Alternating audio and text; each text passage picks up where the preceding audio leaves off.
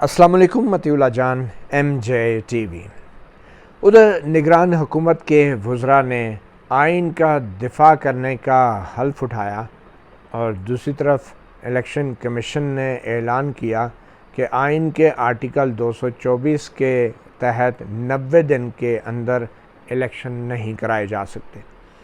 अब बज़ाहिर जो निगरान वज़रा हैं, जो निगरान हुकूमत हैं, निगरान वज़ीर-ए-आज़म हैं अनवारुल्लाह काकड़, उनकी मुद्दत मुलाज़मत में बाकायदा अब तोसी हो चुकी है। आइन ने निगरान हुकूमत की मुद्दत मुलाज़मत 90 दिन मुकर्रर कर रखी है और ये 90 दिन शुरू होते हैं उस दिन से कि जब कौमी असम्बली या सूबाई असम्बलियों के अंदर जो है उनको तहलील कर दिया जाए तो उसके 90 दिन के अंदर फिर इलेक्शन कराने होते हैं। इससे पहले पंजाब असम्बली भी तहलील हुई, खैबर पख्तूनख्वा असम्बली भी तहलील हुई। उस वक्त एक जेन्युइन इशू उठा कि अगर सूबों के अंदर निगरान हुकूमत है तो वफाक में अगर निगरान हुकूमत नहीं होगी तो फिर वो निगरान हुकूमत का जो फ़लसफ़ा था, जो फार्मूला था, वो कैसे लागू होगा ताकि सूबों के अंदर आम इंतखाबात शफ़ाफ़ कराए जा सकें। और ये ज़िम्मेदारी चूँकि इलेक्शन कमीशन ऑफ पाकिस्तान की है कि इलेक्शन कमीशन ने साफ़ और शफ़ाफ़ इंतखाबात कराने हैं, तो फिर इलेक्शन कमीशन ने उस वक्त ये मौक़िफ़ अपनाया कि सिर्फ पंजाब में और खैबर पख्तूनख्वा में पहले इलेक्शन नहीं कराए जा सकते। तो एक आइनी सवाल पैदा हो गया था कि इलेक्शन कमीशन का मौक़िफ़ दुरुस्त है या नहीं। बहरहाल सुप्रीम कोर्ट ने इलेक्शन कमीशन का मौक़िफ़ रद्द किया। कैसे रद्द किया, किन जजों ने किया, कौन से बेंच ने किया, उस वक्त ये भी बड़े सवाल उठे क्योंकि चीफ़ जस्टिस उमर ता बंदयाल भी मखसूस जजों के साथ चल रहे थे, तो वो सब कुछ मतनाज़ा हो गया। और ये बात जनरली अपनी जगह पे मौजूद थी कि अगर सूबों को असम्बलियाँ तहलील हो जाएं तो वफाक में अगर असम्बली तहलील ना हो तो फिर सूबाई निगरान हुकूमत के और वफाक में निगरान हुकूमत ना हो तो साफ़ शफ़ाफ़ इलेक्शन कैसे कराए जा सकते हैं। इसका जवाब सुप्रीम कोर्ट ने फ़ैसले की सूरत में दिया कि 14 मई को इलेक्शन हो और फिर 14 मई को इलेक्शन नहीं हुए क्योंकि जो मुतल्लिक़ा इदारे थे सिक्योरिटी के, वज़ारत दिफ़ा ने कह दिया कि हम लोग अपने फ़ौजी एहलकार नहीं दे सकते इलेक्शन के लिए। वज़ारत दाखिला जो सूबाई महकमों के लोग थे, पुलिस ने कह दिया कि उनके पास भी नहीं है सिक्योरिटी के एहलकार। और जो मुल्क के हालात थे दहशतगर्दी के, उनके मद्देनज़र फिर इलेक्शन कमीशन ने अपने तौर पे ये फ़ैसला किया कि हम तो इलेक्शन करवाना चाहते हैं मगर जो वफाकी हुकूमत है, जो इदारे हैं, वो तावन नहीं कर रहे। और आपको याद होगा फिर वो बजट भी बड़ी ताख़ीर से जारी हुआ था जिसकी वजह से 14 मई को इलेक्शन नहीं हो सके। और अभी उसी फ़ैसले के हवाले से इलेक्शन कमीशन की एक नज़रसानी दरख्वास्त भी सुप्रीम कोर्ट के सामने ज़ेर समाअत है, उन्हीं 3 जजों के सामने जिन्होंने 14 मई को इलेक्शन कराने का फ़ैसला दिया था। बहरहाल बहुत कुछ हुआ, वो भी अब एक तारीख़ का हिस्सा है। मगर अब की बार जो हुआ है कि अब कौमी असम्बली भी तहलील है, 4 सूबाई असम्बलियाँ भी तहलील हैं और 5 जगहों पे निगरान हुकूमतें हैं, तो बज़ाहिर अब कोई जवाज़ नहीं बनता था कि 90 दिन से मामला आगे जाए। फिर हुआ क्या? हुआ ये कि जो नून लीग की क़यादत में PDM की हुकूमत थी, उसने आइन की एक और शिक को हथियार के तौर पे इस्तेमाल किया। आइन की दूसरी शिक में ये कहा गया है कि जो जनरल इलेक्शंस होंगे मुल्क में, वफाक में और सूबों में ऑब्वियसली, तो वो जनरल इलेक्शंस उस मरदमशुमारी के नताइज की बुनियाद पे होंगे जो मरदमशुमारी आखिरी बार मुश्तरका मफादात कौंसिल के फ़ोरम से मंजूर की गई होगी, जिसने मंजूरी दी होगी कि आखिरी जो ताज़ा तरीन मरदमशुमारी है उसके नताइज शाया किए जाएँ। तो उन नताइज की बुनियाद पे नई हल्का बंदियाँ होंगी और फिर हल्का बंदियों की बुनियाद पे इलेक्शंस होंगे।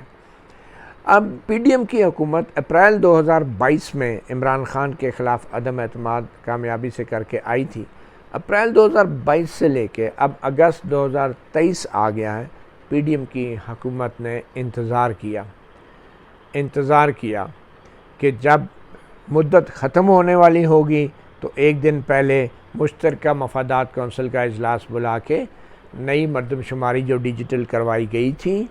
उसके नताइज को शाया कर दिया जाएगा। और वही हुआ मगर उसमें एक आइनी सुकम था मुश्तरका मफादात कौंसिल के अंदर कि 2 निगरान वज़ीर आला थे, जबकि आइन के अंदर जो मुश्तरका मफादात कौंसिल है वो निगरान हुकूमतों के लिए नहीं है। निगरान हुकूमतें तो 2010 में 18वीं तरमीम में आई, जबकि जो मुश्तरका मफादात कौंसिल का आइनी फ़ोरम है वो आइन के हिस्सा शुरू से ही रहा है। तो उस वक्त शायद मुश्तरका मफादात कौंसिल को आइन में डालते हुए ये नहीं सोचा गया था कि निगरान हुकूमतें भी इस मुल्क में हमारे नाअहल और नालायक सियासतदान लाएंगे और कहेंगे क्योंकि हम इंतखाबात फ्री एंड फेयर नहीं करा सकते तो कोई न्यूट्रल टेक्नोक्रेट ब्यूरोक्रेट निगरान लोगों को हुकूमतें होनी चाहिए जो ये काम कराएंगे। तो बहरहाल ये आइन के अंदर मुश्तरका मफादात कौंसिल का जो शिक थी वो बहुत पुरानी थी और पीडीएम की हुकूमत ने जाते जाते इसको एक हथियार के तौर पे इस्तेमाल किया, ताख़ीर की। अब एक आइनी सवाल पैदा हो गया है। अब हम जो भी कह लें, पीडीएम की हुकूमत ने आइन की एक शिक को आइन की दूसरी शिक से लड़ा दिया है। एक शिक आर्टिकल 224 है जो कहती है कि असम्बलियों की तहलील होने के 90 दिन के अंदर इलेक्शन होने चाहिए। अच्छा, आइन की दूसरी शिक जो है वो कहती है कि जो ताज़ा तरीन मरदमशुमारी मुल्क में हुई होगी उसके जो नताइज अगर मुश्तरका मफादात कौंसिल ने मंजूर कर दिए हैं तो फिर उन नताइज की बुनियाद पर इलेक्शन होंगे। और ताज़ा तरीन मरदमशुमारी के नताइज शाया होने के बाद सबसे पहला काम ये होता है, क्योंकि आबादी बढ़ गई है तो 2 तरह की फिर हल्का बंदियाँ होती हैं। एक हल्का बंदी ये है कि आबादी बढ़ गई है तो कौमी असम्बली में और सूबों की जो असम्बलियाँ हैं उसमें तादाद सीटों की बढ़ा दी जाए, एक तो ये होती है। मगर उसके लिए आइन में तरमीम चाहिए, क्योंकि सूबाई और कौमी असम्बलियों के अंदर जो तादाद है वो आइन में लिखी है, जो 2/3 अक्सरियत से जिसमें तब्दीली हो सकती है या उनको बढ़ाया जा सकता है। अब वो काम तो हो नहीं सकता क्योंकि कौमी असम्बली तहलील हो चुकी थी। तो अब दूसरी किस्म की जो मरदमशुमारी होती है वो ये होती है कि जो आबादी है उस यानी कि सूबाई असम्बली की सीटों में और कौमी असम्बली की सीटों में कोई तब्दीली ना हो, सिर्फ जो हर सीट के अंदर जो हलके के अंदर वोटरों की तादाद है, जो आबादी का तनासुब है, उसको मुसावियाना कर दिया जाए। यानी आइन में तरमीम के बगैर जो नई हल्का बंदियों से मुराद ये है कि नए हलके बना दिए जाएं बराबर आबादी के, तकरीबन कोशिश करके ये ना हो कि एक हल्का 12 लाख आबादी वाला हो, दूसरा हल्का सिर्फ 3 लाख आबादी वाला हो। तो कम से कम वो तकसीम मुसावियाना करने के लिए हलकों की दोबारा हद बंदी की जाए। तो अब लगता है कि इलेक्शन कमीशन ने जो ऐलान किया है कि अब दिसंबर 2023 तक जो है 4 महीने तकरीबन हैं, ये नई हल्का बंदियाँ होंगी और सिर्फ आबादी की तकसीम की जाएगी। कुछ हलकों का ख्याल है कि इसकी ज़रूरत नहीं थी और मैं सुन रहा था अहमद बिलाल महबूब को भी कि जो कि पिलडैट के सरबराह हैं, वो ये कह रहे थे कि जब तक सीटें ना बढ़ाना मकसद हो आइन में तरमीम के ज़रिए तो फिर इस हल्का बंदी की ज़रूरत नहीं थी। वो काफ़ी हद तक ये बात दुरुस्त भी कह रहे हैं। तो यही वजह है कि सुप्रीम कोर्ट बार ने भी सुप्रीम कोर्ट के अंदर एक आइनी दरख्वास्त दायर कर रखी थी, क्योंकि उनको पहले से ख़दशा था कि ये होने जा रहा है और उसमें उन्होंने चैलेंज किया था इन मरदमशुमारी के नताइज की बुनियाद पे इलेक्शन में ताख़ीर को। अच्छा, ये एक दिन पहले ये दरख्वास्त आई कि जनाब ये मरदमशुमारी के नताइज की बुनियाद पे जो है इलेक्शन कमीशन को रोका जाए कि कहीं वो इलेक्शन 90 दिन से आगे ना ले जाए। अभी उस दरख्वास्त को सुप्रीम कोर्ट ने टेकअप नहीं किया था, अभी वो सिर्फ दायर की गई थी कि इलेक्शन कमीशन की तरफ से अब रात को ये ऐलान हो गया, पूरा शेड्यूल दे दिया गया कि 4 महीनों में कैसे हल्का बंदियाँ होंगी और उसमें भी सीटों की तादाद में इजाफा नहीं होगा सूबों में या वफाक में कौमी असम्बली में, बल्कि आबादी को तकसीम किया जाएगा नए सिरे से। कोई हल्का बहुत बड़ा ना हो जाए, आबादी के लिहाज से कोई बहुत छोटा ना हो जाए। तो सुप्रीम कोर्ट में ये जो आइनी दरख्वास्त है इसके दायर होने के फ़ौरन बाद हमने सुना कि रात को chief election commissioner Sikandar Sultan Raja और चीफ़ जस्टिस उमर अता बंदयाल की कहीं लेट नाइट मुलाकात हुई है। अब इस मुलाकात में क्या ऐसी बात हुई होगी और इस मुलाकात के होने के बावजूद जो आज इलेक्शन कमीशन ने यानी कि तकरीबन उस मुलाकात के जो कल रात को लेट नाइट हुई, तकरीबन आप कह लें 13-14 घंटों के बाद ही वो एक प्रेस रिलीज़ एलामिया जारी कर दिया। तो इसका क्या मतलब लिया जा सकता है? क्या चीफ़ जस्टिस उमर अता बंदयाल की मर्ज़ी इलेक्शन कमीशन के इस फ़ैसले में शामिल है? और सबसे पहला सवाल तो ये बनता है कि क्या chief election commissioner Sikandar Sultan Raja को चीफ़ जस्टिस उमर अता बंदयाल से मिलना चाहिए था, या फिर क्या चीफ़ जस्टिस उमर अता बंदयाल को सिकंदर सुल्तान राजा से मुलाकात करनी चाहिए थी एक ऐसे वक्त में कि जब इलेक्शन कमीशन की नज़रसानी की दरख्वास्त भी चीफ़ जस्टिस सुन रहे हैं, एक ऐसे वक्त में कि जब इलेक्शन कमीशन के ख़िलाफ़ एक दूसरी आईनी दरख्वास्त भी दायर हो चुकी है कि जनाब इसको मरदमशुमारी की बुनियाद पर 90 दिन से इलेक्शन आगे ना ले जाने की इजाज़त दी जाए। तो क्या ये गैर अखलाकी नहीं है? क्या ये मुनासिब था चीफ़ जस्टिस उमर अता बंदयाल के लिए कि ऐसे सियासी तौर पे कशीदा माहौल में, जबकि और पब्लिकली ये वाज़ेह हो गया कि इलेक्शन कमीशन जो है ये करने जा रहा है और उसके ख़िलाफ़ आईनी दरख्वास्त भी आ गई है, तो इन मुलाकातों की सरकारी तौर पे कोई तरदीद या तस्दीक नहीं की गई। मगर इसका मतलब भी यही होता है कि अगर आपने तरदीद नहीं की तो इसका मतलब मुलाकात हुई है। अच्छा, इस मुलाकात के बाद जो अब इलेक्शन कमीशन का एलामिया आया, इसका क्या मतलब लिया जाए? क्या चीफ़ जस्टिस उमर अता बंदयाल ने कहा था कि ठीक है आप ये शेड्यूल जारी कर दें, या फिर उन्होंने ये कहा था कि अगर आप करते भी हैं तो पूरा शेड्यूल जारी करें ताकि लोगों को यकीन हो कि कम से कम 4 महीने के बाद इलेक्शन हो जाएंगे? तो बहरहाल बहुत से सवाल उठ रहे हैं और अब देखना ये है कि क्या चीफ़ जस्टिस उमर अता बंदयाल जो हैं सुप्रीम कोर्ट बार एसोसिएशन की उस आइनी दरख्वास्त को फौरी तौर पे टेकअप करेंगे या नहीं, और अगर टेकअप करेंगे भी तो अब चीफ़ जस्टिस उमर अता बंदयाल के पास तो कुल 1 महीना रह गया है, क्योंकि अगले महीने 16 सितंबर को उनकी मुद्दत ख़त्म हो जाएगी। और क्या अगर वो टेकअप करते भी हैं तो क्या वो फुल कोर्ट बनाएंगे, और क्या अगर वो फुल कोर्ट बनाएंगे भी तो क्या पुराने कानून के तहत बनाएंगे या नए कानून के तहत जिसको 8 जजों ने मुअत्तल कर रखा है, जिसके मुताबिक 3 रुकनी जजों की कमेटी तय करेगी कि इसको कितने जज सुनेंगे या फुल कोर्ट सुनेंगे। और क्या अगर फुल कोर्ट बनाएंगे तो क्या जस्टिस काजी फ़ाइज़ ईसा जो आइंदा चीफ़ जस्टिस हैं अगले महीने वो टेक ओवर करेंगे, क्या वो उस फुल कोर्ट में बैठेंगे? क्योंकि वो तो ये कहते हैं कि जब तक पार्लियामेंट का बनाया गया कानून जो है, जो उसमें 3 रुकनी जजों की कमेटी ने फैसला करना है कि कितने जज कौन सा केस सुनेंगे और कौन से जज, तो वो बहाल नहीं होता। तो फिर ये भी देखना है कि कितने जल्दी चीफ़ जस्टिस उमर अता बंदयाल इस मामले को टेकअप करते हैं। अगर वो टेकअप नहीं करते तो ऑब्वियसली ये मामला फिर आइंदा चीफ़ जस्टिस काजी फ़ाइज़ ईसा की तरफ चला जाएगा, और उसके लिए भी उनको इस मामले को पे ऊपर फौरी तौर पे शायद वो कुछ इसलिए नहीं कर पाएंगे कि पहले उन्होंने पार्लियामेंट के उस कानून के ऊपर जायज़ा लेने वाले 8 जजों का बेंच जो है उनको बिठाना है। फिर अगर वो 8 जजों का बेंच जो है पार्लियामेंट के बनाए गए कानून को बहाल करता है अगर, तो फिर चीफ़ जस्टिस 3 जजों की कमेटी बनाएंगे, और फिर जो 3 जजों की कमेटी है फिर वो फैसला करेगी कि सुप्रीम कोर्ट बार ने जो मरदमशुमारी के हवाले से आइनी दरख्वास्त दायर की है क्या उसके ऊपर फुल कोर्ट बननी चाहिए या नहीं बनेगी। या ये काम भी हो सकता है कि चीफ़ जस्टिस काजी फ़ाइज़ ईसा अगले महीने जब टेक ओवर करेंगे तो अपनी फुल कोर्ट मीटिंग बुला लें इंतज़ामी साइड पे, और क्योंकि सुप्रीम कोर्ट के जो कवायद हैं, जो रूल्स हैं, उनमें फ़िलहाल तो चीफ़ जस्टिस को अख्तियार है बेंच बनाने का, तो सुप्रीम कोर्ट की जब फुल कोर्ट मीटिंग जस्टिस काजी फ़ाइज़ ईसा बुला लेंगे तो उसमें रूल चेंज कर दें। बेशक केस पेंडिंग रहे, बेशक पार्लियामेंट का कानून सस्पेंड रहे, तो जस्टिस काजी फ़ाइज़ ईसा फौरी तौर पे फुल कोर्ट मीटिंग बुला के रूल चेंज करके 3 जजों की क्या 4 जजों की कमेटी बना दें, और 4 जजों की कमेटी के ज़रिए फुल कोर्ट बना दें, तो उसमें वो एतराज़ात भी ख़त्म हो जाएंगे जो चीफ़ जस्टिस उमर अता बंदयाल पे लगते थे कि अपने एक हम ख्याल जजों को बिठा लेते हैं, 2 ही जज हैं जो अपने दाएं में बिठा के बस फ़ैसले मर्ज़ी के देना शुरू हो जाते हैं। तो ये सुप्रीम कोर्ट बार एसोसिएशन की पटिशन कब लगेगी, कौन सुनेगा? चीफ़ जस्टिस उमर अता बंदयाल सुनेंगे, नहीं सुनेंगे, या अब उनको चीफ़ इलेक्शन कमिश्नर ने अपनी मुलाकात में कुछ ऐसा कह दिया है या कुछ ऐसा पैगाम दे दिया है कि भाई आप इस तरफ नहीं आना, अब आपका थोड़ा अर्सा रह गया तो आराम से चले जाएं। तो मेरे ख्याल में चीफ़ जस्टिस उमर अता बंदयाल भी अब अपने आखिरी इस महीने में कोई ऐसा काम नहीं करेंगे कि नौबत यहाँ तक आ जाए कि उनको वो जो रवायती एक सदियों पुराना क्या कई अशरों पुराना एक कन्वेंशन है, रवायत है कि अलविदाई रेफरेंस होता है, वो भी ना मिले,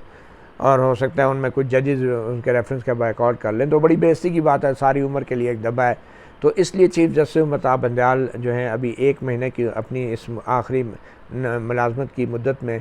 वो कोई ऐसा बड़ा शायद कार्रवाई नहीं करेंगे जिसके ऊपर उनके साथी जजेस या आइंदा चीफ़ जस्टिस भी आवाज़ उठा लें या उनको साथ तावन ना करें, फुल कोर्ट भी ना बने और फिर भी तनकीद हो, तो शायद वो भी इंतज़ार करेंगे। तो अब होगा क्या, जब वो इंतज़ार करेंगे 1 महीना गुजर जाएगा, जब 1 महीना गुजर जाएगा तो मरदमशुमारी के तहत जो है वो नई हल्का बंदियों के ऊपर काम तेज़ी से शुरू हो जाएगा। जब वो काम तेज़ी से शुरू हो जाएगा तो फिर चीफ़ जस्टिस काजी फ़ाइज़ ईसा भी अगर आ जाते हैं अगले महीना तो उनके लिए भी ये काम यकीनी तौर पे मुश्किल होगा कि एक मिडल में आके वो फौरी तौर पे कोई ऐसा फ़ैसला करें। और वैसे भी एक आइनी इबाहम तो है, इसमें कोई शक नहीं कि PDM की हुकूमत ने आइन की एक मरदमशुमारी से मुश्तरका मफादात कौंसिल से मुतल्लिका जो आइन की शिक है उसको एक हथियार के तौर पे इस्तेमाल किया है इलेक्शन में ताख़ीर करने के लिए। मगर अब जबकि वो हथियार इस्तेमाल हो गया है तो एक आइनी इबाहम पैदा हो गया है जिसको सिर्फ़ और सिर्फ सुप्रीम कोर्ट ही दूर कर सकती है, या फिर थोड़ा सा और इंतज़ार किया जाए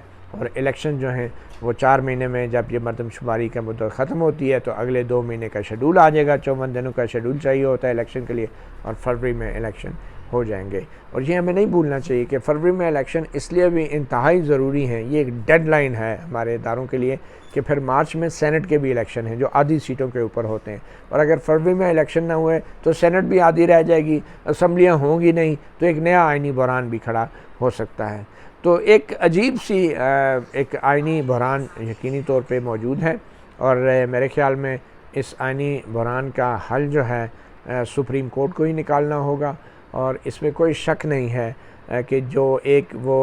रीज़न दी जा रही है कि ज़रूरत नहीं थी नई हल्का बंदियों की, तो नई हल्का बंदियों की वाकई ज़रूरत नहीं। और जब आपने सीटों की तादाद ही नहीं बढ़ानी तो फिर आप आबादी को इधर उधर करके आपको क्या फ़ायदा होगा। नई पार्लियामेंट आ जाती वो उसके बाद आप इलेक्शन कमीशन जो है नई हल्का बंदियाँ बाद में भी कर सकता था आइंदा के लिए। लेकिन ये सवाल पैदा होता है कि PDM की हुकूमत ने क्यों इंतज़ार किया अगस्त 2023 का कि वो जाते जाते, जिसको कहते हैं ना कि एक आइनी शरारत, एक कॉन्स्टिट्यूशनल मिसचीफ है जो की है, और इसमें नीयत डेफिनेटली ये कोई नेक साफ़ नीयत नहीं थी PDM की या नून लीग की या PDM की जमातों की कि जनाब हमने आबादी का तनासब सारे हलकों में बराबर करना है, क्योंकि उनको भी पता था कि सीटों की तादाद नहीं बढ़ सकेगी, असम्बली तहलील हो जाएगी। तो ये एक बदनीयती थी। अब इस बदनीयती के ऊपर अगर जो फ़ैसला हुआ है और ये मुश्तरका मफादात कौंसिल के अंदर जो एक आइनी सवाल भी उठ रहे हैं कि 2 वज़रा आला निगरान थे, इसके ऊपर सुप्रीम कोर्ट को मैं समझता हूँ फौरी तौर पे एक फ़ैसला ज़रूर देना चाहिए। और जो इलेक्शन है वो आइन के मुताबिक 224 का जो मैंडेट है 90 दिन के अंदर वो ज़रूर होने चाहिए, क्योंकि ये मामला अगर मज़ीद आगे जाता है तो मुल्क खुदा न खास्ता किसी बड़े आइनी बहरान और हादसे का भी शिकार हो सकता है। अब मसला ये है कि ये जो एक सियासी चैलेंज है PDM के लिए भी, इस्टेब्लिशमेंट के लिए भी, तहरीक इंसाफ की शक्ल में, तो सवाल ये पैदा होता है कि इस सियासी चैलेंज जो है इसको बनाया किसने है।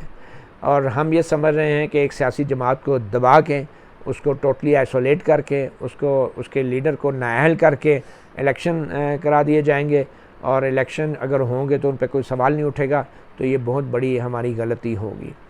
और मेरे ख़्याल में इस सारी सूरत हाल में हमें ये नहीं देखना, सिर्फ़ ये नहीं देखना कि आइन के आर्टिकल 224 की खिलाफ वर्जी हो रही है, और आज अगर हम सिर्फ ये भी कह दें कि 90 दिन के अंदर इलेक्शन जो है 224 के तहत कराने ज़रूरी हैं, तो ये भी मसले का परमानेंट हल नहीं है। मसले का परमानेंट हल ये है कि जो